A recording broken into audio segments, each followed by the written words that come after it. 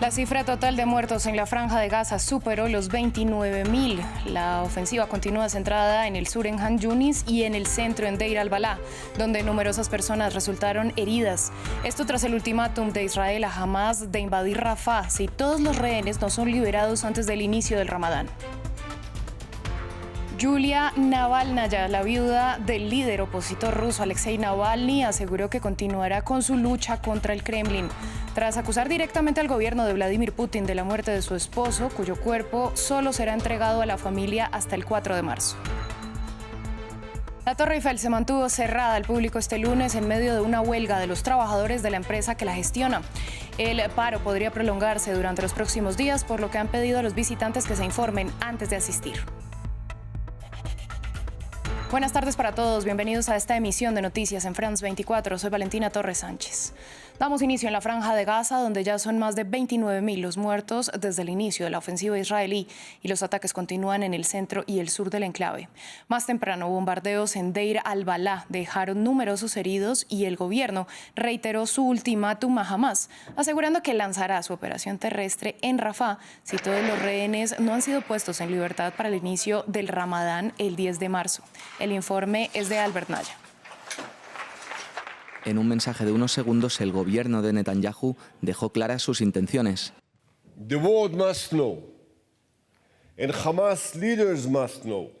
El mundo debe saber y los líderes de Hamas deben saber que si para la festividad del Ramadán los secuestrados no están en casa, la lucha continuará en todas partes, incluida Rafah. Y con sus amenazas aumentan los temores de la población de Gaza. Hay miedo que una gran catástrofe pueda ocurrir. Los crímenes de la ocupación serán distintos, porque la mayoría de la población ahora está en Rafah. Esta es una pequeña localización, hay mucha gente. Si atacan, alcanzarán a los civiles. Aquí hay gente normal y pacífica, ciudadanos que no tienen a dónde ir. ¿Cuál es la culpa? Una futurible huida de Rafah deja pocas opciones a los que se desplazaron a este lugar, el último refugio de la franja antes de la frontera cerrada con Egipto. Incluso antes del anuncio de Netanyahu ya lo avisaban. Atacar Rafah sería un gran problema porque es el único sitio que nos queda. Aquí la gente nos ha acogido bien. Su dolor es nuestro dolor. No necesitamos algo más peligroso que lo que ya nos está pasando.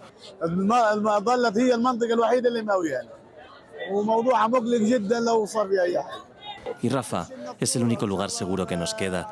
Sería desastroso si algo ocurriese. Este es nuestro último hogar que nos queda. Gaza entera ha ardido, de norte a sur, de este a oeste, y la mayoría de los 1,7 millones de habitantes, los que quedan vivos, ahora se refugian en una ciudad que también parece tener los días contados. Entre tanto, cientos de personas salieron a las calles de Jerusalén para exigirle al gobierno de Benjamín Netanyahu pactar cuanto antes una tregua con Hamas a cambio de la liberación de rehenes. Con cantos y arengas de "no hay un minuto más", los manifestantes marcharon desde el Parlamento hacia la casa del primer ministro en una jornada que derivó en enfrentamientos con la policía. Y en La Haya, en Países Bajos, la Corte Internacional de Justicia inició las audiencias en las que se discuten los efectos jurídicos de la ocupación de Israel en los territorios palestinos.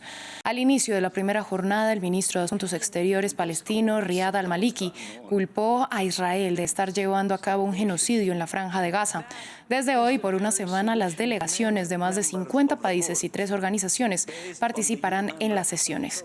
Se espera un fallo no vinculante de la CIJ en varios meses. Durante décadas se ha negado al pueblo palestino este derecho y ha soportado tanto el colonialismo como el apartheid. Hay quienes están enfurecidos por estas palabras. Ellos deben estar enfurecidos por la realidad que estamos sufriendo.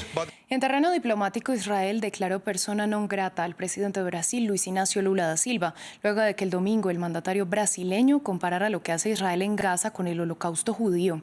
Posteriormente, Brasilia llamó a consultas a su embajador en Tel Aviv y convocó al jefe de la diplomacia israelí en su país. Netanyahu había calificado las declaraciones de Lula de vergonzosas. Vamos ahora al Mar Rojo, en otro frente derivado de la guerra entre Israel y Hamás, porque los hutíes de Yemen lanzaron 4 ataques este lunes contra buques y drones de Estados Unidos y sus aliados. Los hutíes han reiterado que no frenarán sus ataques hasta que Israel frene su ofensiva en Gaza. Entre tanto, la Unión Europea aprobó una operación con la que escoltará a barcos mercantes que naveguen por el Golfo Pérsico, el Golfo de Omán y el Golfo de Adén y el Mar Rojo. La misión no atacará posiciones hutíes, pero sí buscará derribar misiles y drones dirigidos contra barcos. Ahora actualizamos la información de la guerra en Ucrania. El presidente ucraniano Volodymyr Zelensky alertó que Rusia está tomando ventaja de las demoras en la entrega de ayuda, en referencia al bloqueo en el Congreso estadounidense del dinero destinado a Ucrania en medio de una disputa entre republicanos que condicionan la aprobación del presupuesto a que se refuerce la seguridad en la frontera sur y los demócratas. El mandatario lanzó la advertencia tras visitar a sus tropas en el frente de Kupiansk, en el noreste del país, y luego de que el ejército ruso tomara el control de Avdiivka, que había sido un bastión de la resistencia ucraniana.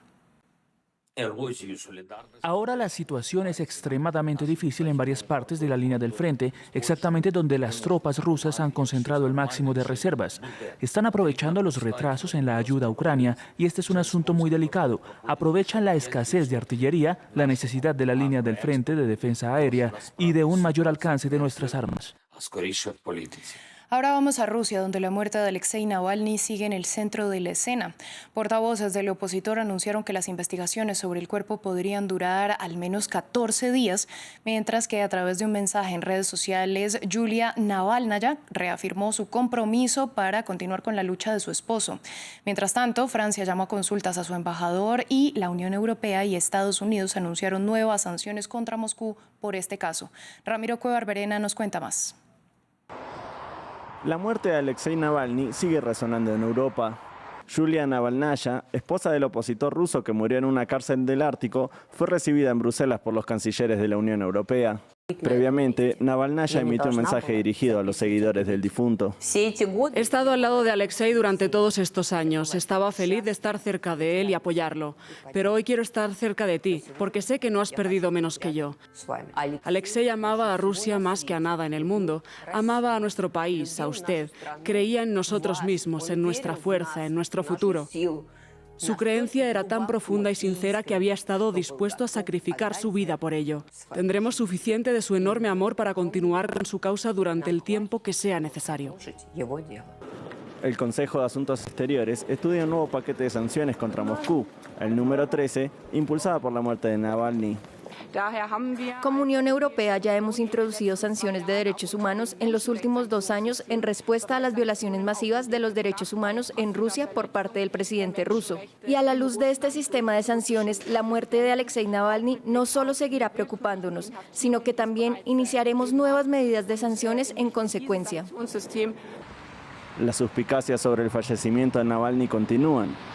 En la mañana del lunes, a su madre le negaron el ingreso a una morgue donde se suponía que estaba el cuerpo, el cual las autoridades no quieren entregar. El Kremlin señala que la muerte de Navalny aún se encuentra bajo investigación, mientras que los civiles continúan improvisando monumentos y homenajes a pesar de que cientos fueron arrestados durante el fin de semana. Terminamos en París. Con cerca de 6 millones de visitantes al año, uno de los monumentos más visitados del mundo es la Torre Eiffel y está cerrada a causa de una huelga. Sus trabajadores expresan su descontento con la gestión financiera de la torre. Es la segunda huelga en 2 meses por este motivo. Aunque sea el monumento más emblemático de la capital francesa, la Torre Eiffel está cerrada. Después de que el personal se declarara en huelga para protestar por su mala gestión financiera, a su llegada a la torre de 330 metros, los turistas expresaron su decepción. Nos ha sorprendido la huelga, así que hoy no podremos hacer la visita. Es una verdadera lástima, de verdad, porque vinimos solo para 3 días y no vamos a poder subir. Los empleados exigen que el Ayuntamiento de París, propietario del 99% de la empresa que gestiona la torre, revise su modelo de negocio. Creen que se está sobrevalorando la venta de entradas y subestimando el coste de reparación y mantenimiento del monumento, poniendo en peligro la seguridad de los visitantes y sobrecargando de trabajo al personal, sobre todo a pocos meses de los Juegos Olímpicos. Para nosotros están dando prioridad a los beneficios a corto plazo. por encima de la conservación a largo plazo del monumento y de la longevidad de la empresa para la que trabajamos. Para la torre, que suele estar abierta los 365 días del año, es la segunda huelga en 2 meses por los mismos motivos. El cierre anterior tuvo lugar en diciembre, durante el periodo navideño. Fin del informativo, volvemos en breve.